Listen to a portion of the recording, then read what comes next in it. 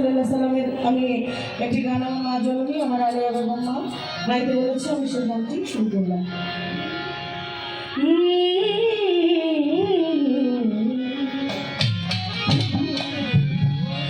দয়া রে নবী মায়া রে নবী আমার, দয়া রে নবী মায়া নবী, কোথায় রইলে লুকাইয়া দেখা যাইবে মাদল নবী গো একবার আসিয়া,